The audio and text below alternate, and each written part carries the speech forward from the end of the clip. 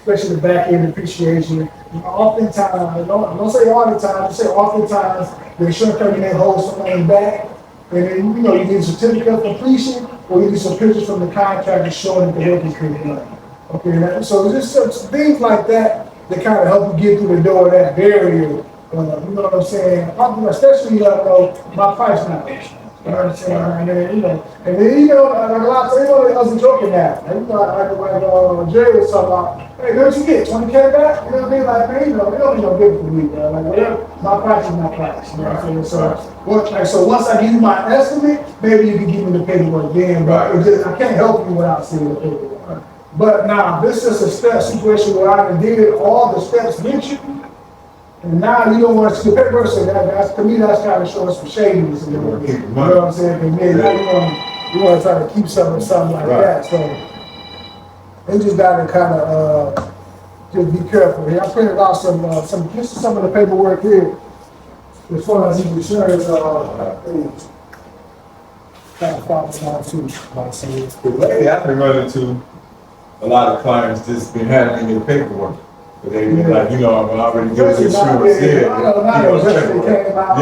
out already, yeah. They just want it done. Yeah. And so, all right, so page 3, this is pretty much called the law summary. I didn't feel it's a lot of pages. You don't get too overwhelmed by the pages. Most of the pages is irrelevant. You know what I'm saying? So when I look at the insurance paperwork, it's really just there's really one main page, and that's this law summary right here. Okay. Where you see line item total, material sales tax, replacement cost value, less appreciation. This is really the main page. Okay. Right? But it's got the line item breakdown. I kind of go through that just to kind of see what all they covered. So but like I said, it's a lot of pages that that really is like, I don't really need to look at it. One day, There's a lot of pages like, I don't really need to look at this. You got the page, you give you a sample page, you know what I'm saying? Like, all that really is completely irrelevant. You might get a sketch page with a sketch of the house, you know what I'm saying? Like, you know what I'm saying? I don't really need to look at that. You get pages like,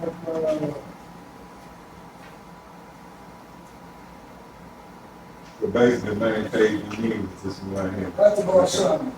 That oftentimes I people leave that page out. Everyone just see the numbers sometimes. Everyone just see the total number like, man, it's all summary. Like, I need to have summary. Like, it's gonna add up all these numbers. I need to see that, but they might just show you the rough breakdown. Right. Like, I need to see everything. I understand exactly like that. And that also know as well that you know exactly what you're talking about. I know what's missing. You know what I'm saying? Right.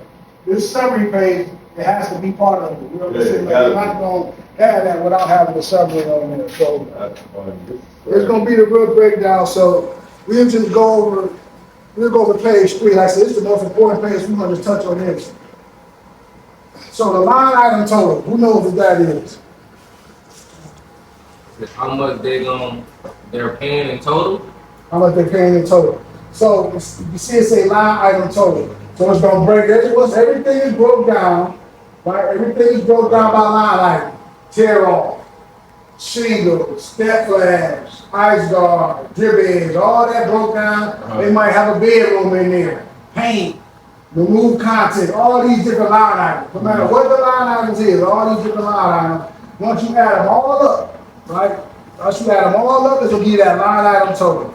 So like I said, so that's why I say it's important. So even with me, I may go over a few line items with the homeowner, especially when it comes to the roof, because most of them don't know what's on the roof anyway. You know what I'm saying? So I may go over a few. I go over the first one is normally tear off. I'm like, see here, they normally gonna tear your roof off. And then you got the drip there. I go through a couple, and I'm like, they add all these up, and I just jump to the summary page. You know what I'm saying? So that's that. So you got the line item total, which is pretty much everything that they approve. Then the next you got the material sales tax. That should be every estimate. That's just the sales tax for the material that's purchased. So you got the line item total plus the material sales tax, give you the replacement cost value, or the RCV. The RCV, or replacement cost value, is simply the total amount to restore your home. The total amount to restore your home? Yep, all the damages together, you add all them damages up, you get the replacement cost value. Okay.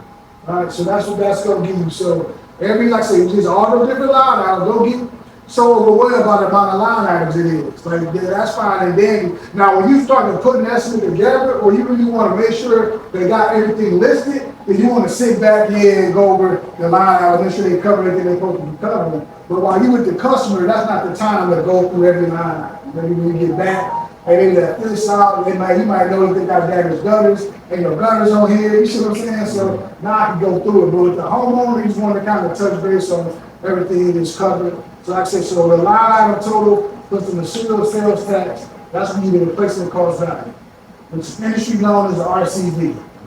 Alright, and so you got the RCV, that's the total amount of everything. Then you have what's called the depreciation. What the depreciation is they subtract off based on the age of the house, based on the age of whatever the damaged part is, whatever got damaged, they depreciate it based on the age of it. Alright, so it could be a room that got painted, and it been painted 20 years ago. They're gonna depreciate it down. Right. The roof's 20, 25 years old, the depreciation gonna be larger because of that. So they're gonna depreciate it. Now, there is a formula, I don't know what the formula is. Depreciation is never gonna be the same. It's just it's different for every estimate. So it ain't never a set number for depreciation. It's just depreciation and depreciation from my knowledge. So, but it's always going to impact your claim. So depreciation, they're going to subtract that out. Now, who knows the two types of policies? RCV, ACV, RCV, ACV. What ACV stand for? actual cash value. Actual cash value, right? So you got the replacement cost value. If you look at the left on this page, it mentions both types. Replacement cost value, and it also says net actual cash value, right? So replacement cost value is the better of the two. You kind of look through it, you had to fire the house. Right, It's yeah. just you get that depreciation back. Right. Now, as all replacement costs, how it impacts anything, why it makes any difference at all, is because you get your depreciation back. Whatever amount they deducted, once the work is done, you get that back. So that's why replacement cost value is important. Now you got actual cash value policy. So let me get you far ahead. So you got replacement cost, and then you got depreciation. Once you subtract the depreciation from the replacement cost, that gives you the actual cash value. Right? So all the actual cash value is the replacement cost value minus the depreciation. And of course, you can always subtract out the deductible. Right? So ACV equals RCV minus DEP, depreciation. Alright? So just keep that in mind. Now, oftentimes, if it's an actual cash value policy, it's going to tell you, it's going to say depreciation, non-recoverable. How do I know if it's an ACV policy? Because when you look at the same loss summary, it's going to say depreciation, it's going to say non-recoverable depreciation. You can't recover it. So it's right there in the wording. You know what I say? So that's why I say it's not difficult, it's just knowing what you're looking at. You know what I'm saying? So it's going to tell you, non-recoverable. What that mean? I mean, you can't recover it. You got an ACV policy. The depreciation you don't get back. You know what I'm saying? So when you come across that, what do I do now? You know what I'm saying? They might $10,000 roof, they depreciate $5,000, they only gonna get $5,000. So trying to find out deductible, they only gonna get $4,000. For me, it very much turns into a cash deal at that point. I give you my best cash price, and then you can let me know if we can cover the difference. Right? Because at that point, because our cash price oftentimes is lower than what the insurance company is approving, so it should be less than paying the depreciation and the deductible. So if it's an actual cash value policy, oftentimes at that point you can just give them a cash estimate. Because that's pretty much really well. That's the type of policy they got. And I always kind of stress too, if they have ATV policy, most people you gonna come across don't even know they got it. That's the first time they may find out they got it. They were just trying to get a cheap policy, and they never get signed up for that. So I always let them know you might want to get that changed. Right. We have some, God forbid, you have a fire or something, ACV policy will really jam you up. But then they get your house insured. You know what I'm saying? You have to be jammed up. So I always let them know that. So that's what, okay, so that's the main key components of this summary page. The replacement cost value, the depreciation, the deductible, the actual cash balance.